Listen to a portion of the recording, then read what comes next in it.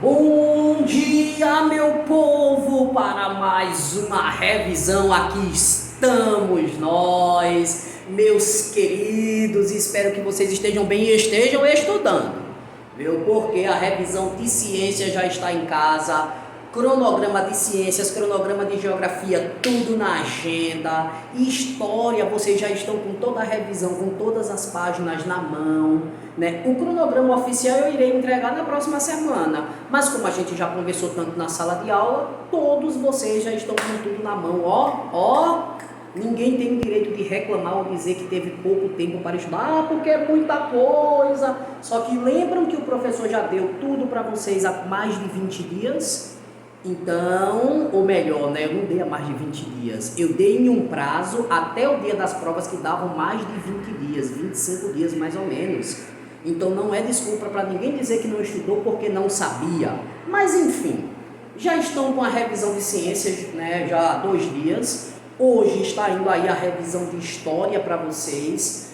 Matemática, a gente já trabalhou 2 dias de revisão na sala de aula, fora dias anteriores que a gente já vinha revisando.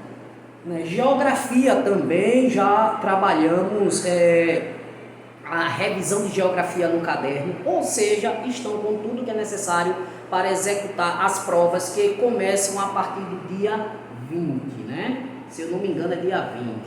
A minha prova, como vocês já sabem, a primeira vai ser na quarta-feira, se começar dia 20 vai ser dia 22, né? A minha primeira prova. Mas enfim, hoje a nossa revisão de história irá tratar, claro, o nosso assunto que nós vamos trabalhar na avaliação, que vai ser populismo, transferência da capital para Brasília, ditadura militar. Dentro de populismo, nós vamos falar também de JK, Juscelino Kubitschek. Lembrar também que dentro do populismo foi que Getúlio Vargas exerceu o seu último mandato. Mas antes de tudo e qualquer coisa, vamos para o nosso versículo bíblico de hoje, que é Lucas 6,40, bem conhecido de vocês. O discípulo não é melhor do que o seu mestre, mas se ele for bem instruído, ele será como o seu mestre. Você, aluno, se for bem ensinado, será como o seu professor, ou até melhor do que ele, e é o que nós esperamos de vocês. Mas claro, dentre esse assunto, vários outros versículos nós trataremos também na avaliação, né? Estará lá, nós falamos sobre o governo de Deus sobre essa terra, que Deus é que dá todos os governos, mas não vamos esquecer que Deus dá os governos também para castigar o seu povo. Um governo bom para abençoar, um governo ruim para castigar o seu povo. E sobre isso nós tratamos muito em nossas aulas. Em meio a tudo, não vamos esquecer, Deus está no controle de tudo, dos governos bons e também dos governos ruins. Deus está controlando tudo, porque nada sai da mão dele, nada sai do domínio de Deus. E Deus controla. Aí você diz, mas eu pensei que Deus era bom. Deus é bom, quem não presta somos nós, que todos os dias pecamos contra Ele. Todos os dias vamos contra os seus mandamentos. Não vamos esquecer disso. Oremos a Deus e pedimos uma bênção por esta aula. Maravilhoso Deus, te agradecemos por mais um dia de vida que o Senhor nos concede. Te agradecemos, ó Deus, pelo alimento que já tivemos. Te agradecemos pelo dia que já se passou, pelo sol que brilhou, pelas chuvas que caíram nos últimos dias, pois Tu sabes, ó Pai, tudo o que precisamos e tem nos concedido. Abençoa essa aula agora, ó Deus, para que possamos aprender tudo da melhor forma possível. É o que te pedimos em nome do Teu Filho amado Jesus Cristo. Amém. Vamos comigo. Bom, aqui eu coloquei o que foi, como foi, o que aconteceu. Não necessariamente eu vou responder isso, mas eu vou fazer essa aula de revisão com a revisão que eu entreguei a vocês na mão. Revisão de história, né? E não vamos esquecer, revisão, atividade de revisão. E eu vou fazer essa revisão com essa revisão na mão, respondendo perguntas para vocês. Por exemplo, nós temos aqui populismo, transferência da capital para Brasília e a ditadura militar. Esses são os nossos assuntos e daqui não fugiremos. Aí na sua revisão tem assim: com o fim da era Vargas, iniciou-se no Brasil um período conhecido como populismo. A gente viu, né, todos os períodos de Vargas, a não ser o último, porque o último estava dentro do populismo. E iniciou-se após a era Vargas o populismo. Mas populismo? Aí aqui diz: populismo foi o período em que os governantes tomavam medidas visando o apoio popular. Eu estou dizendo isso porque, veja, eu já fiz uma pergunta. O que foi o populismo? Explique o que foi o populismo. Dê sua opinião sobre o período do populismo. Populismo foi o período em que os governantes tomavam medidas visando o apoio popular. Está na sua revisão?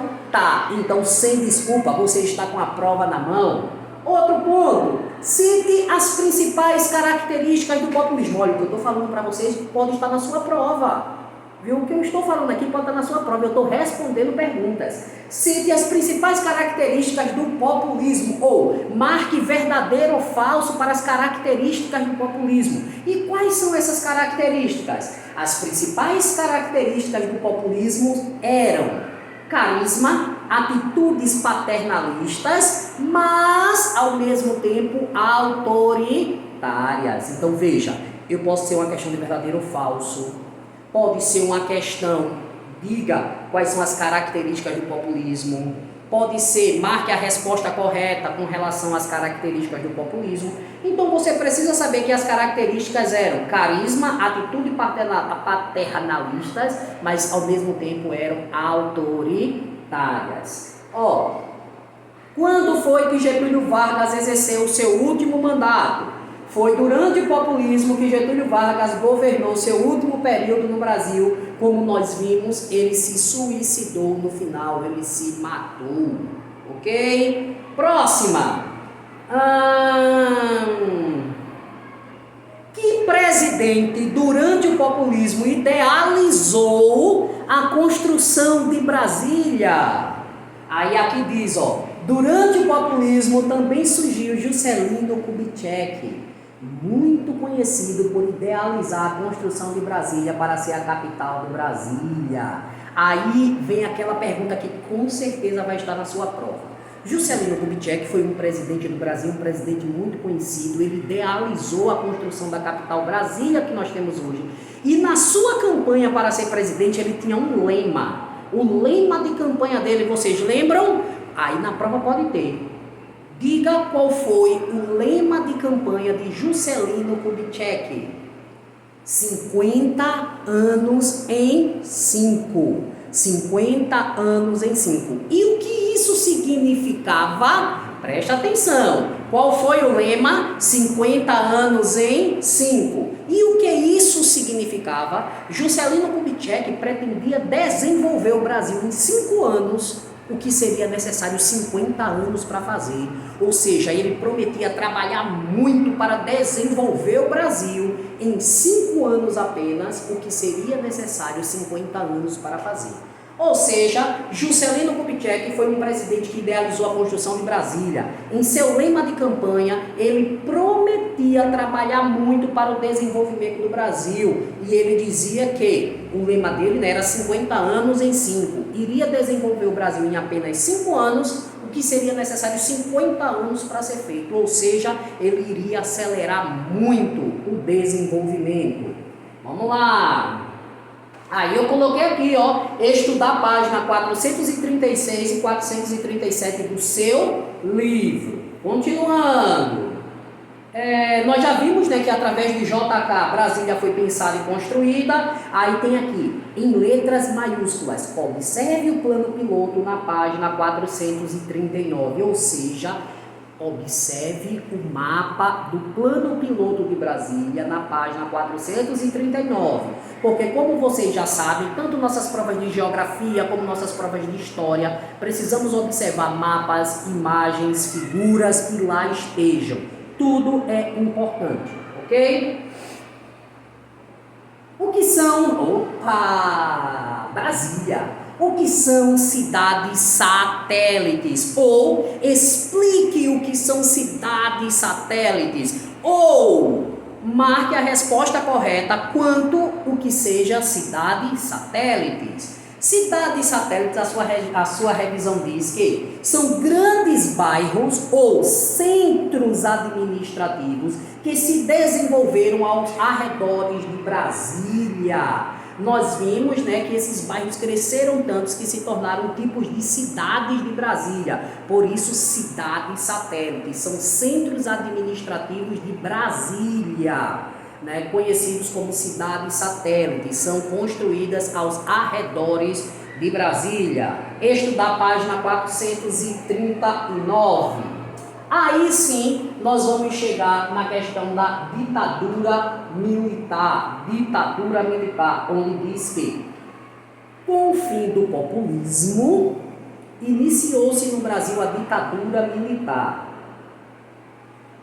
Quem governava o Brasil, ou quem governou o Brasil durante a ditadura militar? Aí você vai ter que lembrar que o Brasil foi governado por uma junta militar formada por Marinha, Aeronáutica e Exército. Eu até botei aqui, ó, nesse período o Brasil passou a ser governado por uma junta militar de forma muito dura. Uma junta militar, e essa junta militar era formada por Marinha, Aeronáutica e Exército. Só os militares poderiam estar no poder neste período. E como eu coloquei aqui também, foi um período muito duro da história brasileira. Período muito difícil para a população. Aí vem aquela pergunta, pessoal, que você não pode errar. Não, vocês não podem errar. Como é que eu posso estudar ditadura militar? O professor me perguntar o que foi a ditadura militar e você não sabe me responder nada. Não tem como. Então eu vou fazer essa pergunta aqui. O que foi a ditadura militar?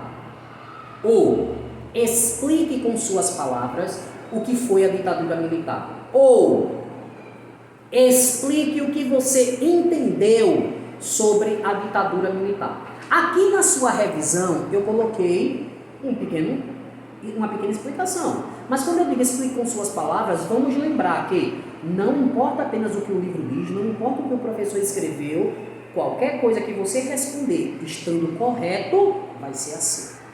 Bom? Então aqui eu coloquei, ó, ditadura militar foi um período em que o povo perde todos os seus direitos, não podendo ouvir, enxergar, muito menos falar, apenas obedecer. Lembra? O povo perde todos os seus direitos, não pode ver, não pode escutar, não pode falar. Significa que todo mundo ficou cego? Não. Nós aprendemos em nossas aulas que quando a gente diz que o povo não pode ver, viu, faça de conta que não viu. Escutou, faça de conta que não escutou.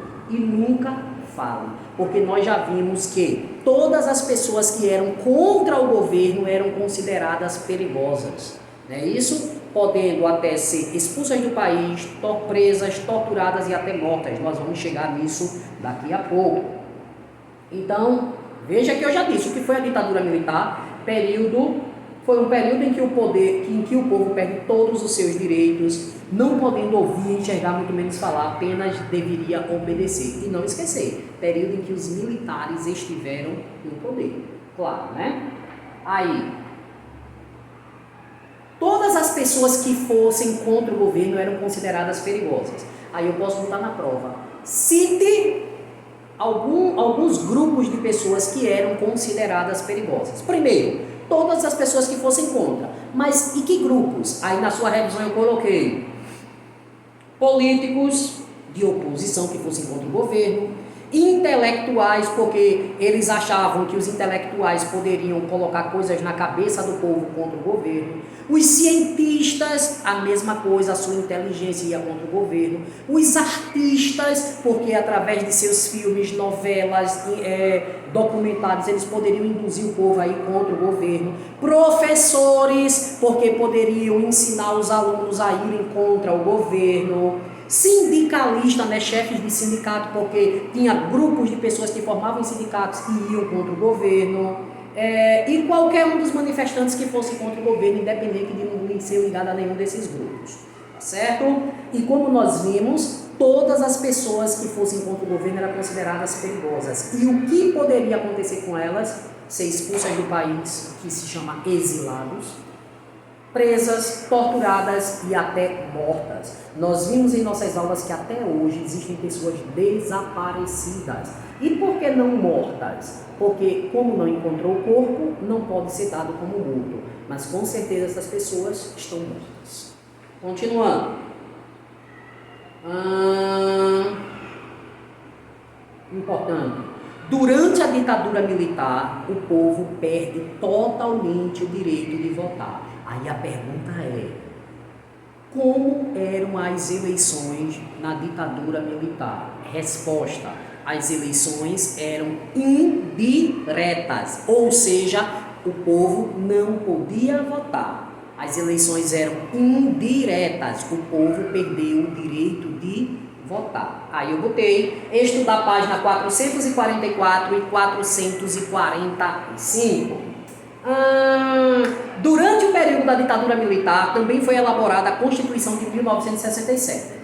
Essa Constituição dava amplos poderes aos militares no poder, ou seja, ela aumentava o poder dos militares, ela dava ainda mais poder aos militares e tirava o poder do povo. A Constituição de 1967 dava mais poder ao povo e tirava, ou melhor, dava mais poder aos militares e tirava o poder do povo. Eu esqueci de colocar aqui, né?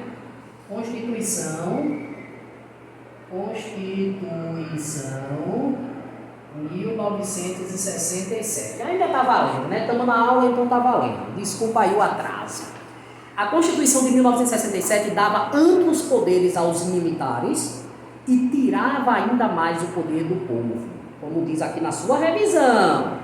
Tá tudo aqui, você vê que eu estou fazendo essa aula com a revisão na mão, fazendo perguntas, respondendo perguntas.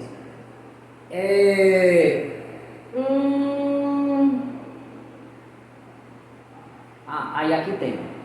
Cite. Vamos lá, fazer a pergunta. Cite alguns pontos da Constituição de 1967 que foram estudados na sala de aula. Ou fale alguns pontos da Constituição que nós estudamos na sala de aula. Aí na sua revisão tem. Aumento do poder do presidente, que nós já falamos, né? Essa Constituição deu ainda mais poder ao presidente. O presidente passa a ter o poder de criar leis, porque, como nós sabemos hoje, quem faz as leis, quem elaboram as leis são os deputados federais. Na cidade são os vereadores. No estado, os deputados estaduais.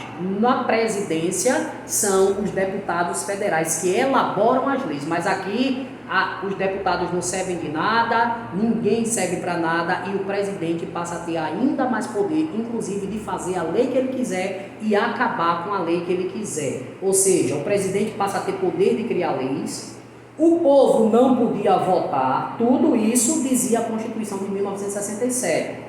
As eleições eram indiretas, como a gente já viu, pena de morte para crimes que fossem contra o governo. Lembra que eu falei que todos que fossem considerados, todos que eram considerados perigosos podiam ser presos, torturados, mortos. Existia inclusive penas de morte para crimes que fossem considerados contra o governo. Proibido fazer greve, o povo não podia se manifestar. Censura aos meios de comunicação, ou seja, rádios, televisões, seja lá o que fosse, se não fosse falar bem do governo, não poderia falar mal. Então era não falasse, porque era totalmente censurado, não podia falar contra o governo de forma nenhuma. Então, repetindo, alguns pontos da Constituição de 1967 foram aumento do poder do presidente passa a ter poder de criar leis, o povo não podia votar, as eleições eram indiretas, pena de morte, proibido fazer greve, censura aos meios de comunicação. Alguns dos pontos. Para finalizar, né, estudar a página 446, aí tinha, olha o que eu botei aqui no final. Mas não se engane, mesmo com tantas proibições, o povo não se calou. Houveram muitas manifestações contra o governo.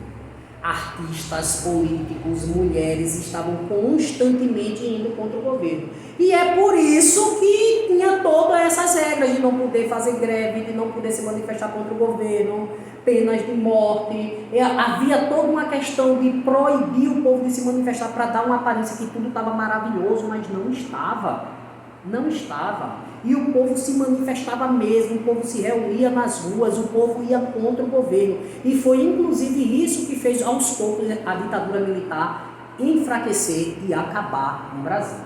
E por último eu coloquei, entre as manifestações destacam-se o movimento estudantil e dos artistas, que foram intensos contra o governo, muito intensos contra o governo. O povo se manifestava porque via que as coisas estavam erradas, então eles não iriam ficar calados de forma nenhuma. O povo ia contra o governo, buscando direitos que eles tinham perdidos, mas que o governo não queria dar de forma nenhuma, porque na ditadura militar eu mando e você obedece. O governo mandava e o povo tinha que obedecer. O povo perde todos os seus direitos de enxergar, de ouvir e de falar. Viu? Não faça de conta que não viu. Escutou? Faça de conta que não escutou.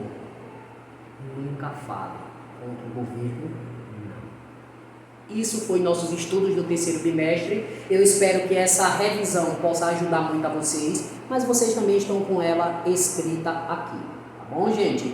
Grande abraço para vocês, espero que realmente vocês possam estudar, ter uma boa avaliação, né? Hoje sexta-feira, mas vocês ainda têm um bom tempo aí para estudar até chegar essa avaliação. Calma, é fundamental, ninguém tem que estar desesperado estudando dia e noite, porque isso não ajuda, isso pode atrapalhar. Se dediquem aos poucos, não deixem de fazer nada, mas é como a gente já conversou na sala de aula. Para cada momento que você for fazer alguma coisa de lazer seu, diferente, tire meia hora, uma hora para estudar. Por exemplo, eita, vou no shopping. Então quando eu chegar eu tenho que estudar meia hora, 40 minutos, uma hora. Para cada situação, faça um momento de estudo. Eita, agora eu vou brincar no celular. Então, terminou de brincar no celular, meia hora, 40 minutos, uma hora de estudo. Eita, agora é meu momento de assistir. Terminou de assistir, estuda meia horinha. Ok, não deixa de fazer o que você tem que fazer, mas mantenha os seus estudos. Você tem todas as revisões para estudar, temos tempo suficiente para isso. Então, dedique-se e todos vocês, como falamos tanto na sala de aula, já sabem. Todos os alunos que estudam, que se dedicam antecipadamente, conseguem tirar excelentes resultados.